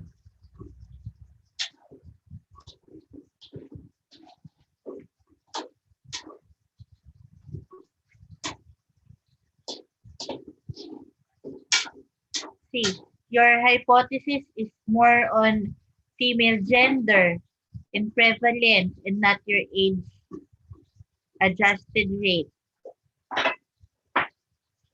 Okay, so you choose if it's gender or if it's age, and then look at your age and look who recovers from the virus and their long-term sequela.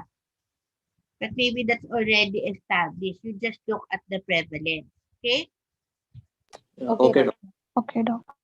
Is Dr. Navarro still here? How many groups do we have pa?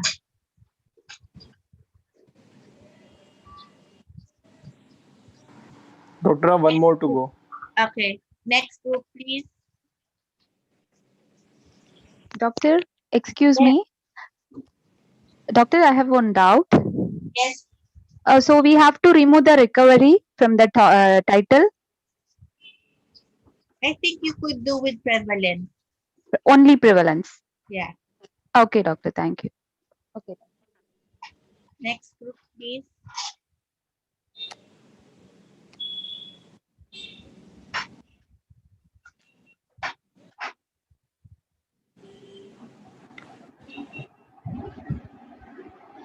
Very good afternoon to all of you.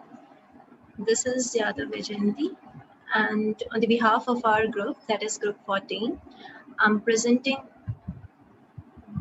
Excuse me, Doc. Actually, this was the non-edited copy of our PPT. So, Prabha, can I share my screen instead? Okay, sure. Thank you.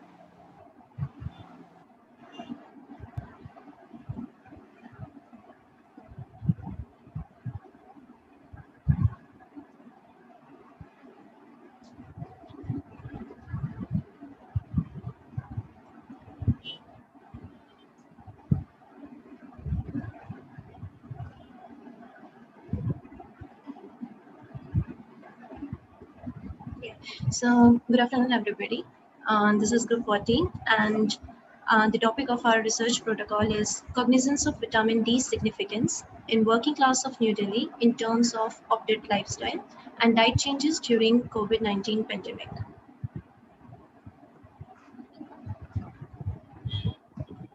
The background of our study is based on the fact that vitamin D deficiency is the most common nutritional deficiency and is becoming the most common medical condition globally. In humans, the limited sources of vitamin D are cutaneous synthesis, natural foodstuffs, fortified foodstuffs, and exogenous supplements. But despite adequate sunshine, the prevalence of vitamin D has been rising in India, and it got more pronounced in present times of COVID-19 pandemic, where majority of the working class people spend majority of the sun hours at home due to the present work from home arrangements. Also, in normal situations, that is before COVID-19 pandemic, the section which is our subject, that is working class people, they spend majority of their sun hours in the offices indoor. Several factors contribute to this observation, that includes fear of darkening, clothing habits, increased atmospheric pollution, and lack of adequate dietary sources. In pandemic cases, we can say that during this quarantine period, many people are restricting themselves to indoors. That's why that is also a contributing factor. But among all these, lack of awareness is a major concern. But nowadays, owing to ease of assay availability and improved understanding of this condition among healthcare providers, the use of vitamin D supplements has become more liberal. Therefore, we thought that it is very important to study the evolution of cognizance of people about vitamin D and its supplements in this pre-supplementation area. With this background, our study aims at determining the awareness of vitamin D significance and the lifestyle and dietary changes they opt to make to mitigate the lack of vitamin D intake during pandemic times. This is our problem statement, our objectives. Our general objective is to determine the cognizance of New Delhi working class people on or about significance of vitamin D in terms of the lifestyle and diet changes. Specifically, we want to determine what proportion of subjects use supplementation as a major source of their vitamin D, then to determine how many hours on an average subjects are exposing themselves to sunlight, to determine what other vitamin D sources are used by the subjects, and to determine if the subjects are facing any vitamin D deficiency related symptoms. The significance of our study is to impress upon the practicing physicians to take necessary caution and care in diagnosis and treatment of vitamin D deficiency. This awareness could also lead to actions that potentially improve vitamin D levels through food, that is food fortification, supplementation, and safe sun exposure by government organizations. Also, this article may serve to make the case of Health Ministry and Food and Nutrition Board in India for population-based strategy of food fortification of staple foods with vitamin D. The knowledge on preventive measures could also increase, and people might get to know that they don't have to expose themselves excessively to the sunlight for intake of vitamin D. Non-government organizations and social workers may also collaborate with the government to educate parents and children regarding the use and benefits of vitamin D and lead to health policy making. And during our literature review, we have come to know that widespread vitamin D deficiency in Indian population is a cause for grave concern.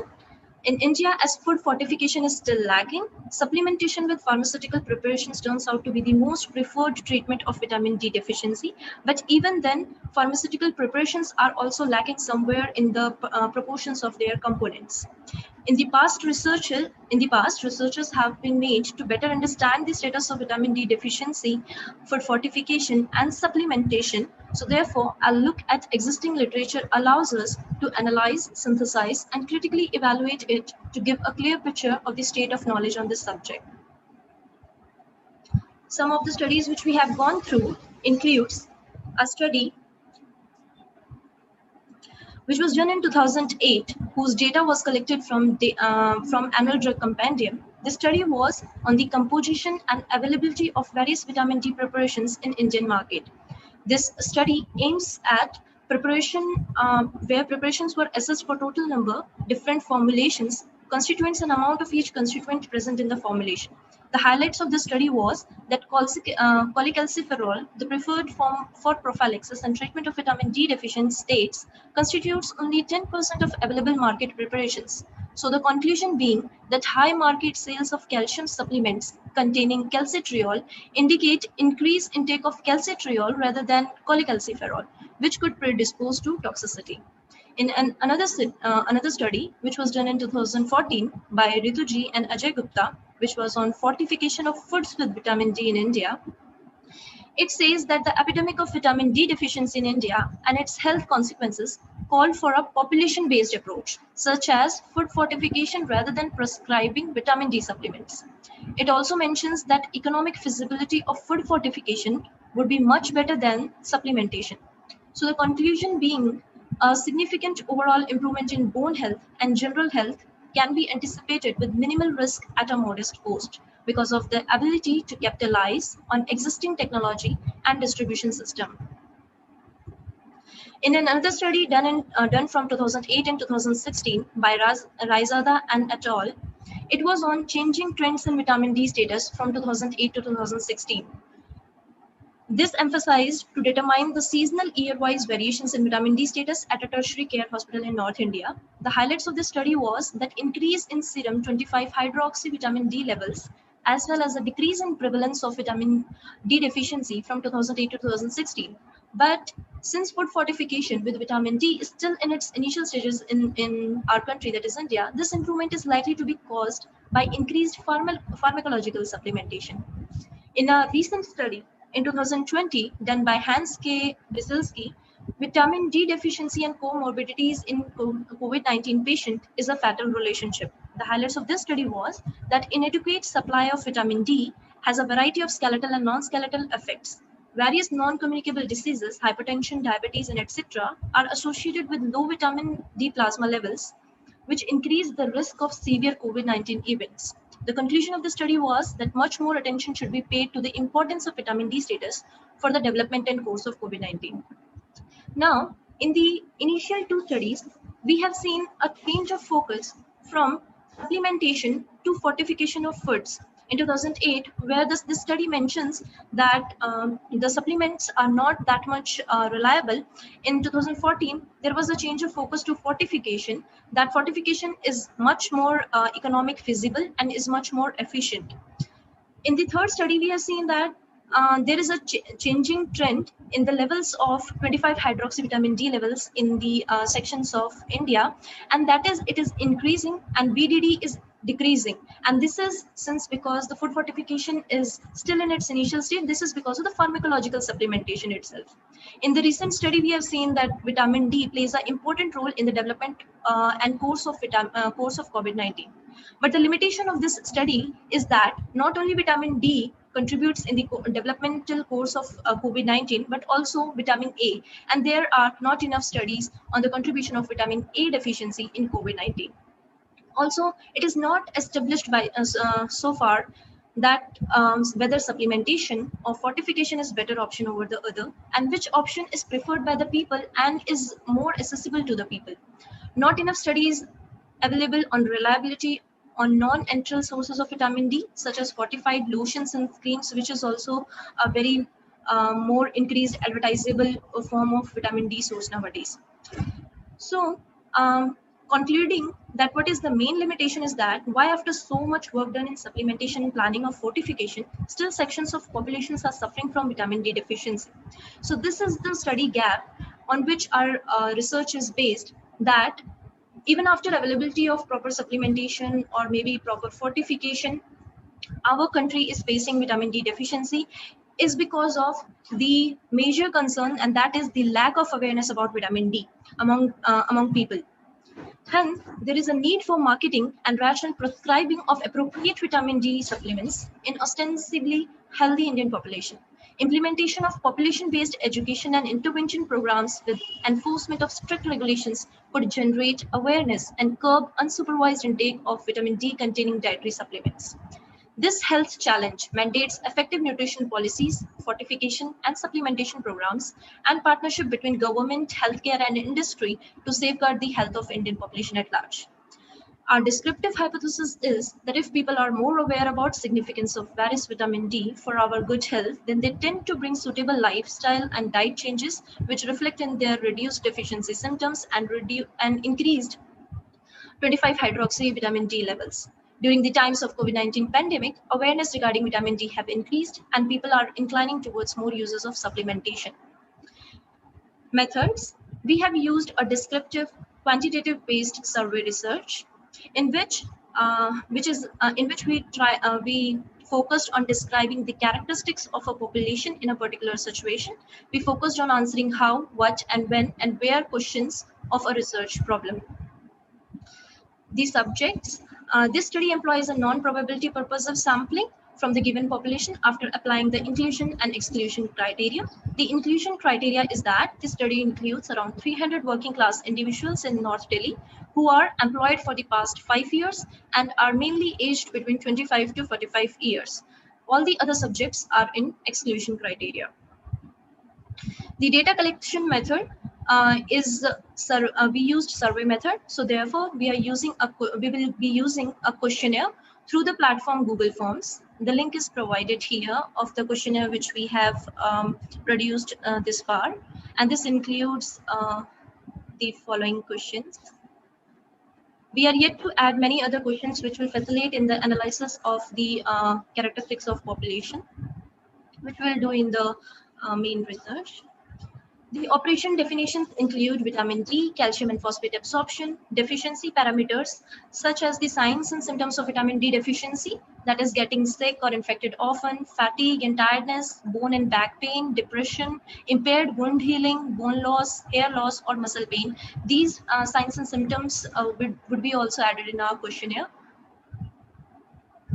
The data processing, we will be using predominantly a multiple choice survey, which will be used from 300 working class individuals. The validation of our questionnaire to assess reproducibility and suitability was assessed using a small pretest in 10 subjects. The test participants were then contacted for their feedback and understanding. The Cronbach alpha was estimated to be 0.7, which is quite correct value, high value, which suggests good internal consistency and overall reliability. We will be doing data analysis through the use of SPSS, and descriptive statistics will be used to characterize the population and to identify the frequencies of participants' knowledge on vitamin D supplements, and the suitable hours for sunlight exposure. This is the bibliography. This is the timeline of our research. We started in October with research topic proposal, and now we are at consultation and revision in January. This is personnel and budget. The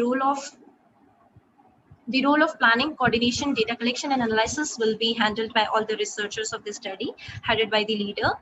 And the budget distribution is done like this, which includes the share of statistician and linguists, transport expenses, printing and stationery expenses. This is the dummy table on which on the left side we have mentioned all the variables which we want to, which are asked in the questionnaire, and which includes the lifestyle and diet changes which people are making, on the basis of which we'll be analyzing the cognizance of people.